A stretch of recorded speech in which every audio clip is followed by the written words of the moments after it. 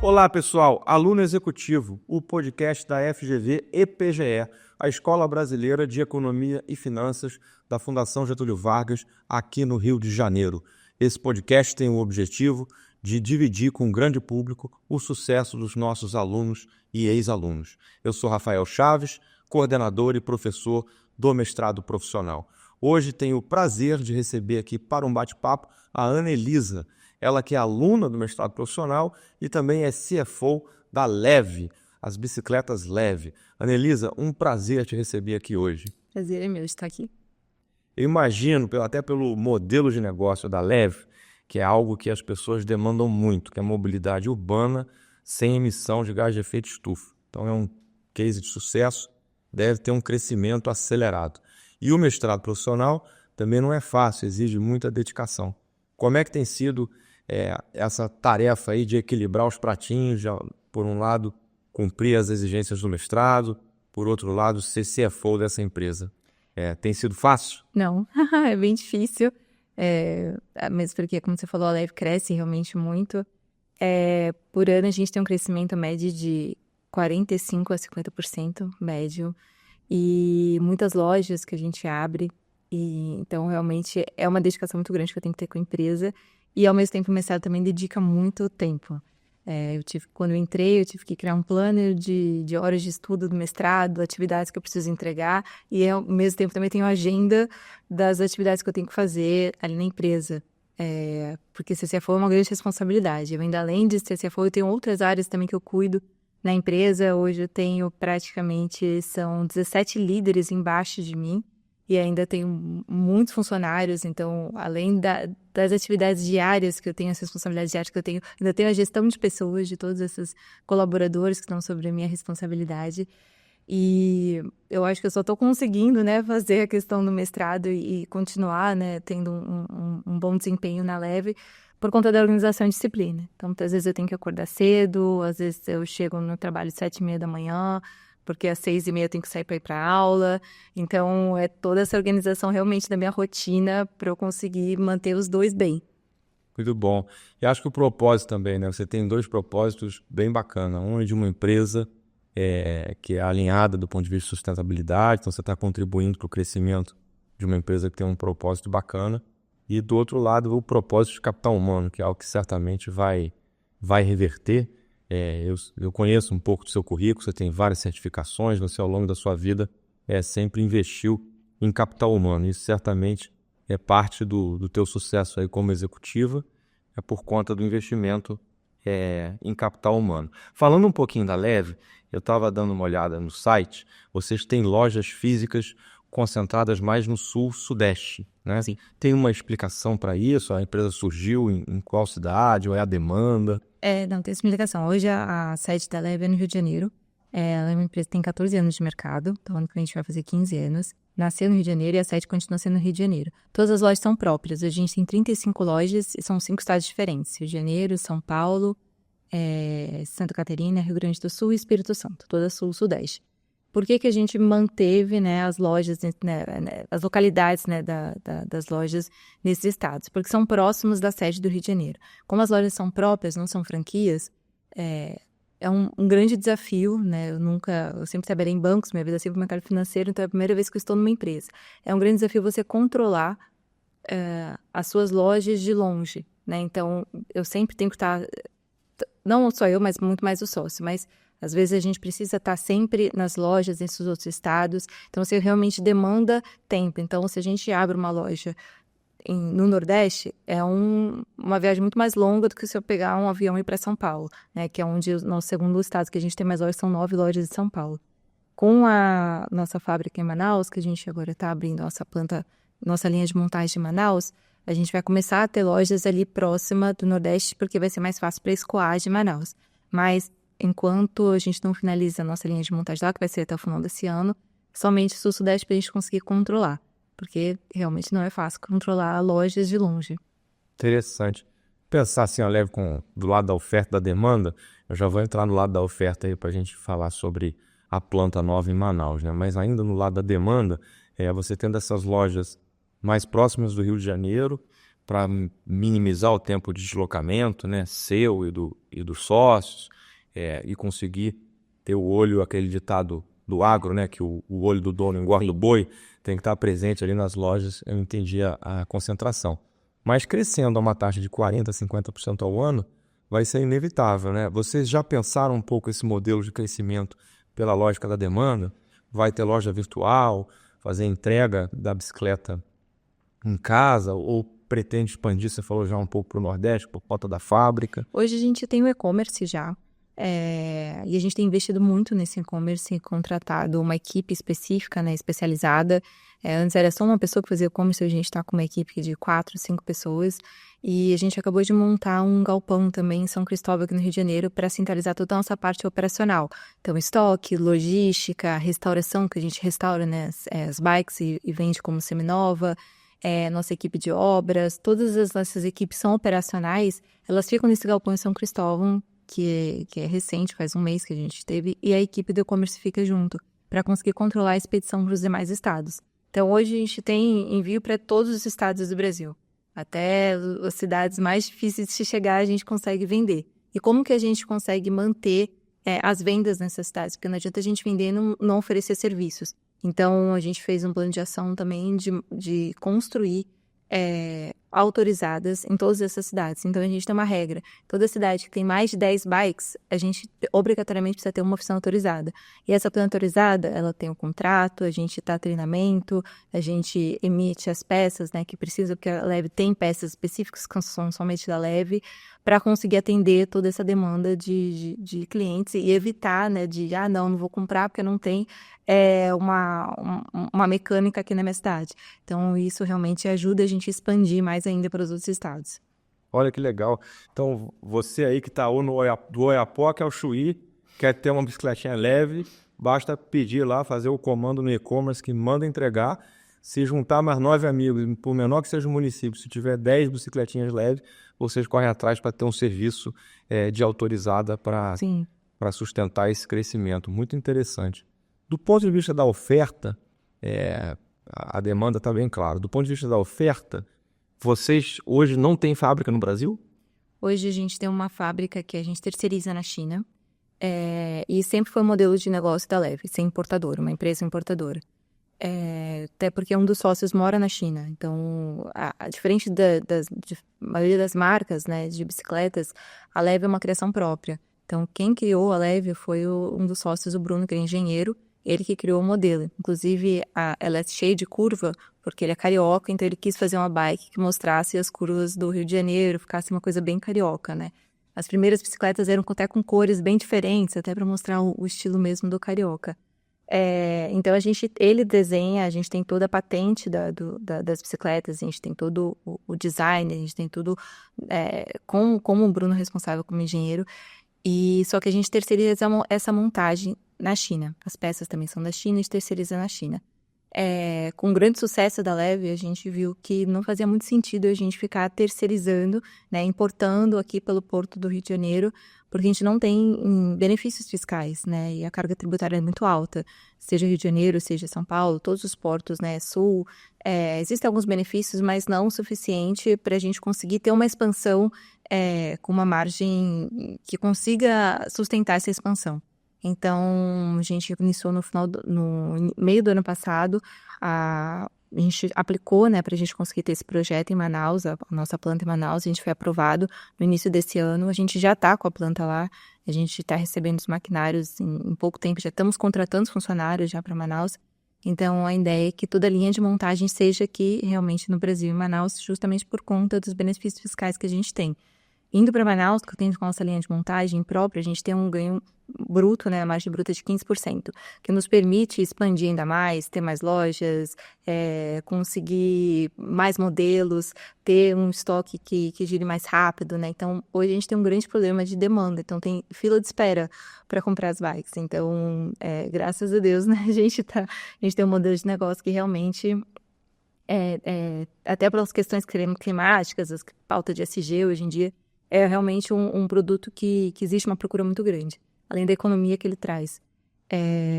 Então, para a gente vai ser muito bom a gente ir para Manaus não do ponto de vista financeiro, mas também do ponto de vista de conseguir ofertar mais e conseguir resolver essa questão da demanda reprimida que a gente tem hoje, de muita gente esperando a bike. Às vezes as pessoas esperam 1, 2 meses a bike, porque realmente é um produto que muda a vida das pessoas. Legal. É uma história até, acho que representativa da situação macro de tributo no Brasil, né? Então, o Bruno, que é um carioca descolado, fez um design de uma bicicleta, patenteou, que deu super certo, que é a Leve, mas a dificuldade aí de produzir no Brasil por conta da carga tributária, ele acabou indo para a China, montando a fábrica lá para produzir e entregar a bicicleta no Brasil. Ele foi para a China para isso, assim, para alavancar a Leve, ou foi uma coincidência? Não, ele foi estudar. Ele sempre gostou muito de falar outras línguas, ele queria aprender mandarim, ele fala mandarim fluente. E ele foi pra lá e gostou de lá, e ele mora lá, e ele gosta mais de lá do que no Brasil. Então, é muito difícil ver o Bruno por aí. Então, de vez em nunca, ele tá por aqui no Brasil. Ele e o Rodrigo, que é o irmão dele, né? Então, são os 2 sócios, eles se juntaram, e os 2 são os 2 sócios da Leve hoje. E hoje a gente consegue ter esse benefício, né, com relação a todos os outros concorrentes no mercado, de que a gente, além da credibilidade da marca que a gente tem dos cartesianos, por ser um modelo próprio, né, um design próprio que o Bruno fez, a patente tem, as peças, a gente não corre o risco de a gente estar comprando uma bike de uma montadora na China e revendendo aqui no Brasil. E aí essa montadora na China simplesmente decide não vender mais esse modelo, e aí todas as pessoas que a gente vendeu a bike aqui no Brasil acabam ficando sem peças de manutenção. Então, acho que esse é um grande, e também é um diferencial da Leve no cuidar também do respeito com o cliente, do cuidado com o cliente, de pensar realmente, não, a gente precisa ter uma marca que possa pensar no cliente lá na frente, que a gente sempre vai ter peças de reposição para eles. Faz parte, então, do modelo de negócio ter a fábrica própria para implementar o design e atender aqui. O Brasil é um mercado consumidor gigante. O Bruno e o Rodrigo, né? São dois brasileiros, 2 irmãos. Então, que bom que está conseguindo agora trazer a planta para o Brasil, né? Que você gera emprego no Brasil, na Zona Franca de Manaus. É isso. Daí sim, com a carga tributária que viabiliza o modelo de negócio, né? Sim. Falando de sustentabilidade, se é CFO, você sabe que não tem nada mais insustentável do que o prejuízo, né? Então, para ser sustentável, além de não emitir gás de efeito estufa, é importante dar lucro, né? Então, entrando um pouco nessa agenda de sustentabilidade, a Leve é uma empresa que está muito bem posicionada para explorar o fato de que ela não só não emite, como evita emissões, né? Sim. Se eu deixar o meu carro em casa e vir de bicicleta para o trabalho, deixa de emitir bastante, né? Como é que vocês capitalizam isso? Em particular, a Leve já fez alguma operação de venda de créditos de carbono, por exemplo? A gente teve um estudo que a gente fez em 2021 para montar a equação, né? A gente fez até com o Laboratório de Mobilidade aqui no Rio de Janeiro para montar essa equação do quanto que as vendas das bicicletas elétricas, as emissões evitadas, né, das bicicletas elétricas, como mensurar isso? Então, a gente replica essa equação para todos os anos. Atualmente, considerando uma projeção para 2024, a gente evita 21 mil toneladas de CO2 na atmosfera, que equivale a 180 mil árvores plantadas.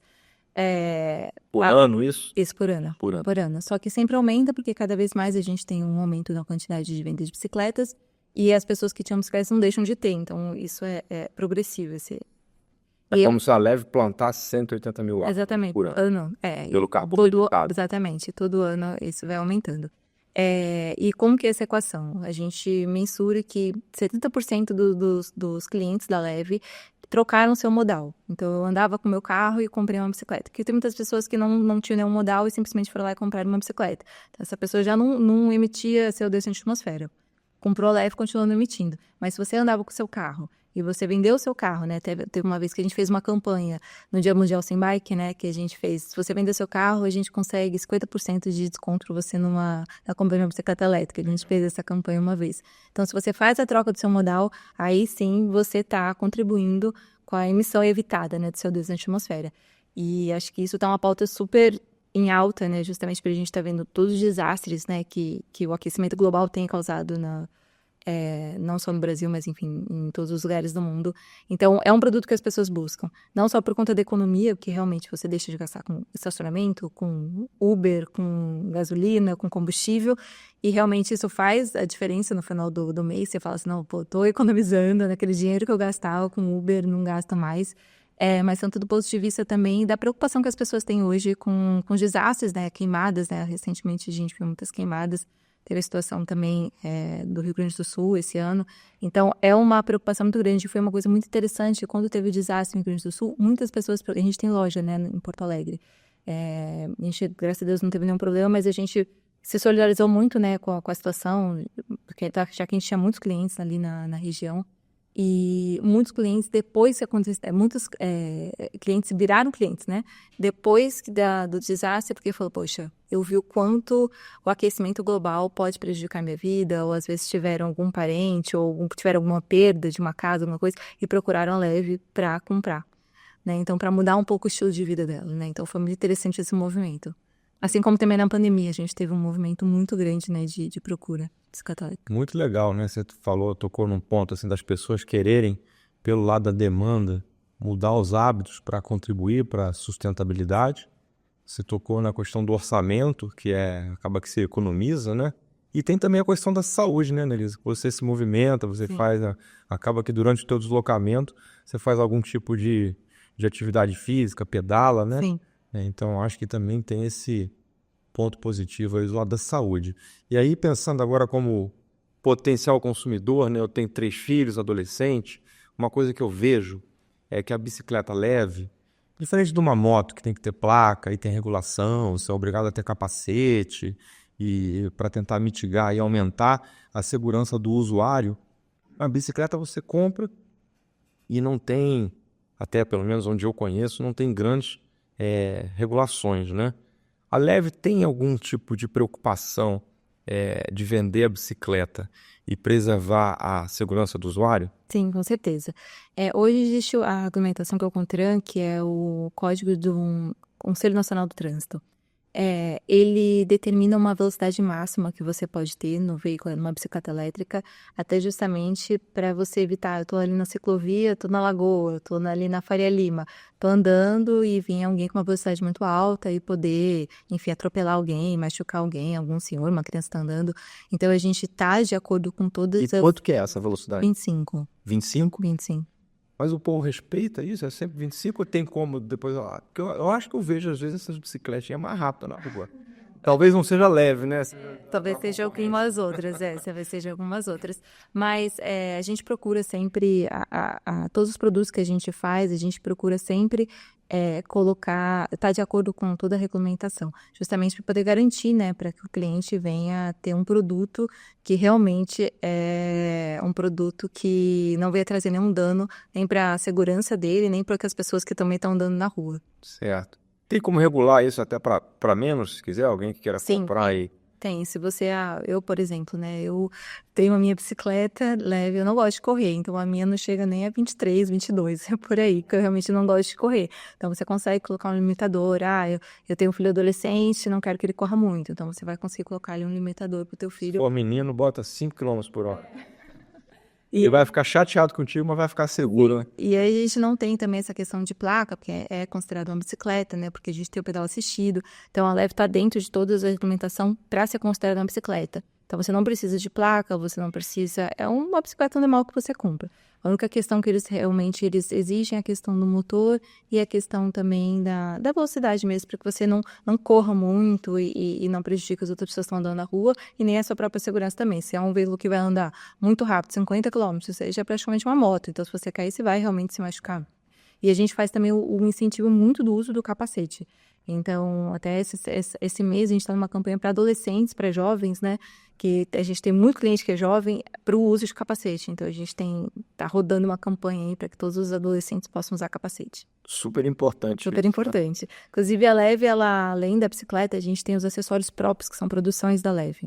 Então, a gente tem um capacete da Leve. Então, que tem um LED lá, tudo bonitinho. A gente fez até com um design legal para chamar a atenção do jovem. O Bruno desenhou bonitinho para conseguir realmente eles quererem comprar, né? E fazer um uso do capacete, né? Muito bacana. muito legal mesmo. Vem cá, você me disse que tem um time grande, né? Como é que a gente sabe que por trás de empresas de sucesso, as pessoas são o principal motor, né? As pessoas são sempre o principal ativo de uma empresa, são as pessoas, né? Como é que você vê a questão do RH na Leve? Soft skill é importante, diversidade, política de contratação, porque uma empresa que cresce 40%, 50% ao ano, eu imagino que vocês estão também com um crescimento aí de contratações, né? Como é que é essa política de contratação? Como é que vocês selecionam os colaboradores da Leve? Hoje a gente está em média mais de 350 funcionários, considerando todos os estados. A Leve tem um diferencial que a gente não contrata serviço terceiro. Então, desde a equipe de obras que faz todas as nossas lojas, são CLT, a equipe da limpeza é CLT, então todo mundo é CLT lá, a gente gosta de ser uma família, de contratar todo mundo, a gente não gosta de ficar contratando prestador de serviço. E a Leve ela é muito diversificada porque nós temos desde o pessoal do escritório, a diretoria, os analistas, que realmente é quem fica na área financeira, administrativa, enfim, o marketing, essa equipe mesmo realmente de escritório que a gente chama. E nós temos, desde a equipe da limpeza, nós temos mecânicos, nós temos montadores de bicicleta, temos pessoas que... marceneiro. Então, realmente, a Leve é muito diversificada. Acho que o diferencial que a gente tem com isso, a gente cuida muito dos nossos colaboradores. E a gente tem um plano de carreira que a gente desenhou área a área, desde a equipe de obras, limpeza, até da equipe de marketing, do financeiro. E a gente investe muito em pessoas. Diferente do varejo convencional, que quando eu vou entrar numa loja para vender roupa, né? Porque a Leve é um varejo também, né? Você não tem nenhum benefício, a gente quis ser diferente no mercado. Então, o vendedor está na nossa loja, tem plano de saúde, tem plano odontológico, tem academia, tem psicólogo, a gente cuida também dessa questão de saúde mental, tem seguro de vida, tem previdência para ele. Então, e foi muito modelo assim, eu sempre trabalhei muitos anos em banco a gente tem muitos benefícios, né? E eu entrei lá e falei, poxa, como é que as pessoas não têm benefícios? Precisa ter benefícios, né? Mesmo que seja do varejo, loja. E muitas vezes, quando a gente faz pesquisa de clima, faz pesquisa de funcionários, dos pontos que eles mais colocam que o motivo deles estarem na Leve é o plano de carreira. Ou seja, eles sabem que eles saem do vendedor 1 para o vendedor 2, para o 3, mecânico 1, mecânico 2, mecânico especializado. Eles conseguem crescer na Leve, né? Isso é real mesmo. A gente tem vendedores que começaram há 5 anos atrás, hoje estão como gerentes gerais, comerciais, de regiões. A mesma coisa também temos estagiárias que começaram há 3 anos atrás, hoje estão responsáveis por uma coordenação de compliance dentro da empresa, ou de SG dentro da empresa. Então, a gente investe muito realmente em colaboradores. Então, acho que esse é o grande diferencial da nossa retenção. Tem muita gente que quer trabalhar na Leve. Então, dentro do varejo, tem muitas pessoas que querem trabalhar na Leve, né? Então, a gente conseguiu criar um modelo diferente dentro do varejo. Muito bacana. Então, vocês só têm prata da casa, investe, coloca um plano de carreira e acaba que... É difícil a gente contratar de fora. A gente acaba investindo no próprio colaborador mesmo. E aí acaba que as pessoas também vestem a camisa da empresa. Muito. Ao invés de vestir a camisa, compra uma bicicleta, né? Mão de bicicleta para o trabalho. A gente, na verdade, a gente dá para o colaborador. Então, muitas vezes os colaboradores não querem o vale-transporte, então eles optam por não receber o vale-transporte e a gente dá a bicicleta para eles. Então, existe essa possibilidade. Eles decidem, não, quero continuar tendo meu vale-transporte, que é a regulamentação, né, da CLT. Então, a gente permite, ou eles decidem, não, eu quero ter Leve. Então, depois de 6 meses, tem uma boa nota nas avaliações, é um bom colaborador, aí a gente consegue fazer essa troca. Aí ganha bicicleta de presente. Muito legal, muito bom. Vocês têm uma relação também com acho que, plano urbano, para estimular, porque além de ter a Leve produzindo uma boa bicicleta, ter um consumidor responsável que queira trocar o carro pela bicicleta, para o plano dar certo, você precisa ter um pouco da atuação do formulador ali de política pública para ter a ciclovia, né, Anelisa? Para você conseguir, além das empresas terem vestiário, que acho que é uma coisa mais fácil, poder ir para o trabalho de bicicleta, mas ter dentro da mobilidade urbana a possibilidade de usar ciclovia. Como é que você vê essa questão no Brasil? E se vocês têm alguma participação ativa nas conversas para ter um maior número de de ciclovias para permitir o crescimento do modelo de negócio? A Leve ela tá um pouco diferente. A gente assume bicicletários de grandes empresas. Exemplo, a gente acabou de assumir o do Pátio Malzone, onde fica CEMED, Google, BTG, lá em São Paulo, na Faria Lima. Então, o bicicletário foi nós reformamos o bicicletário, nós criamos o bicicletário lá. Colocamos mecânicos ali, porque tem muita gente que vende bicicleta, né? Então chega com a bicicleta e aí às vezes furou o pneu no caminho, né? Então precisa trocar a câmera de ar. Então enquanto foi trabalhar, deixa lá, a gente vai ou se quer dar um banho na bike, quer lavar a bike. Então a gente tem esse modelo de negócio. A gente vê com os prédios que tem muitos colaboradores que têm a bicicleta, então a gente proporciona isso para eles. Aí a gente cria lá armários, a gente cria todo o que eles precisam ali de suporte para eles conseguirem ir com a bike deles e conseguirem trabalhar e ter onde parar, né? Porque muitas vezes hoje os prédios não têm essa Facilidade. Essa facilidade de ter um lugar para colocar a bike de uma forma segura. Então, a gente criou esse modelo de negócio, a gente fez hoje agora no Google, né, que é, na verdade, o bicicleta do Google, toca no Pátio Malzone. E a gente está replicando para outros prédios também em São Paulo, de mercado financeiro, de bancos, e aí também aqui também no Rio de Janeiro também. Então, acho que a gente contribui dessa forma, a gente consegue proporcionar para os colaboradores daquela empresa que eles vão ter um lugar seguro para deixar suas bicicletas e um mecânico para prestar serviço para eles enquanto eles estão trabalhando. Muito interessante. Fazer aqui uma explicação antes de fazer a próxima pergunta para o nosso público. Normalmente, no podcast, a gente conversa sobre a dissertação de mestrado concluído pelo entrevistado. Hoje, a Anelisa é um caso, uma exceção. A gente trouxe ela aqui, ela está no meio do mestrado, ainda não começou a dissertação dela, mas tem um case tão interessante, trabalha numa empresa tão interessante, acho que é um case de sucesso, que a gente resolveu abrir essa exceção e conversar com a Anelisa para conhecer um pouquinho do trabalho dela. Agora, indo para o mestrado profissional, Anelisa, você já pensou o que você quer fazer na dissertação? Já tem alguma ideia? Tem. Eu não sei, não tenho certeza, né? Mas eu acho que eu estou caminhando para ela. Inclusive que agora a gente está na disciplina de econometria, a gente já tem que fazer um trabalho que possa estar realmente um pouco linkado já com a nossa dissertação. Meu grande desafio, um dos grandes desafios que eu tenho como responsável financeira da empresa, hoje como CFO da Leve, é a questão da volatilidade da variação cambial. Porque hoje, independente se a gente vai para Manaus, eu vou continuar comprando algumas peças da China. Eu tenho que comprar algumas do Brasil, mas eu vou continuar comprando da China. Então, eu vou continuar sendo uma empresa importadora. Hoje eu sou grande importadora, mas depois que eu for para Manaus, a gente vai ter um percentual ali que vai continuar sendo importadora.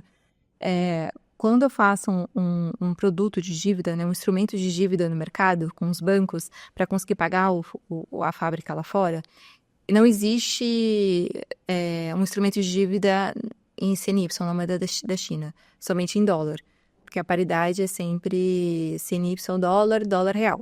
Então, eu faço uma operação em dólar, travo em reais. Porém, todo o meu custo, né, e a fábrica, ela recebe em CNY. Então, eu tenho uma volatilidade do dólar com a moeda da China, com o CNY. E eu tenho que trabalhar com a fábrica com caps. Então, se chegar até certo cap, a gente trava e eu não fico mais nessa volatilidade.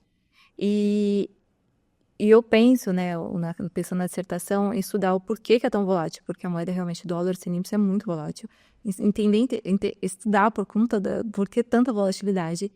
E se não seria possível a gente ter um instrumento de dívida, né, diretamente reais, CNY, para que a gente evitasse essa volatilidade. Acho que isso ajudaria muitas empresas importadoras, assim como a Leve Então, é algo que eu penso, ainda não está fechado, como você falou, estou no meio do mestrado, pode ser que eu vou fazendo outras disciplinas, possa mudar um pouco, mas o que eu penso desde o início, assim, é que realmente é um assunto que é muito discutido. China, Estados Unidos, muito ponto de vista de política monetária, é algo realmente muito discutido, e a gente precisa entender por que é tão volátil, né? E pensar em quais instrumentos que milhões de empresas hoje no Brasil são importadores, né? Como a gente consegue resguardar essas empresas dessa volatilidade, né? E a receita da Leve, se olhar para o lado da receita, é basicamente Brasil, reais, ou vocês exportam também? Não, a gente não exporta. O que a gente vai fazer agora é abrir a Leve dos Estados Unidos, né? Leve USA. Então, a gente vai ter uma parte da holding e a gente vai estar em dólar. Mas ainda é um projeto para 2025. Mas a gente já iniciou esse projeto. Parece uma ideia boa, né? Traduzindo aqui para o grande público, a Leve, ela produz bicicleta e ela compra peças da China. Isso. Então, ela tem parte do custo de produção dela vinculado à moeda chinesa, que é o CNY. vinculada à moeda chinesa. E a receita dela é toda em reais. A Anelisa, como CFO, não pode deixar o resultado da empresa estar sujeito à volatilidade de moeda que a Leve não controla, né? Então, o interessante seria encontrar produtos financeiros que fizesse aí uma redução dessa volatilidade, né? Ter um custo em moeda chinesa, uma receita em moeda brasileira. O ideal é que você conseguisse uniformizar isso e ter um resultado independente das variações do câmbio dessa moeda. Mas é difícil, né? Porque não tem tanto produto financeiro. Em geral, os produtos financeiros de proteção, eles são relacionados ao dólar, né? Sim. Não tem tanto produto financeiro que proteja da volatilidade da moeda chinesa, que é diferente da volatilidade do dólar, né? Isso. É um câmbio que pode estar descolado, né? Parece algo bastante promissor. Uma outra forma de fazer é um hedge natural, né? Se conseguir vender bicicleta para a China, aí você tem um pedaço do teu custo na China, um pedaço da receita na China, e você faz o hedge natural, mas parece bem interessante, uma preocupação bem típica de CFO, né? Eu imagino os donos, os acionistas preocupados com essa volatilidade de resultado. E a Anelisa, dá um jeito aí, você que é CFO, encontra um contrato aí financeiro para... E impacta muito a gente.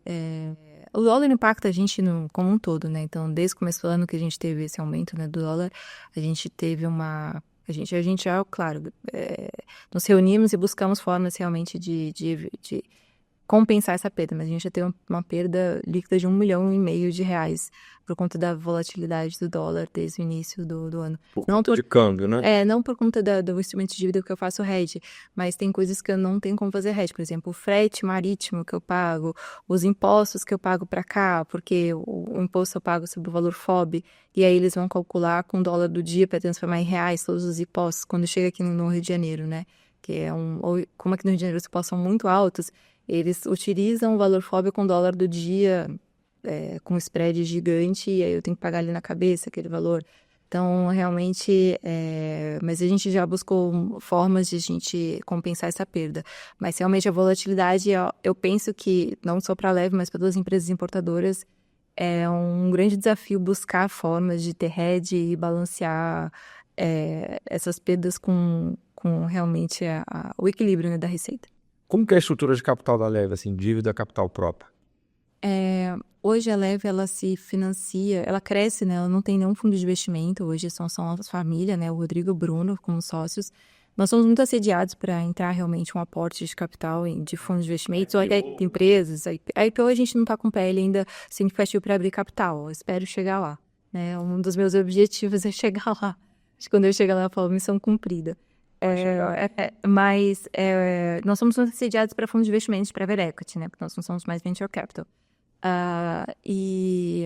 Mas hoje a gente ainda entende que o custo do equity ele ainda é muito alto com relação ao que a gente tem de dívida.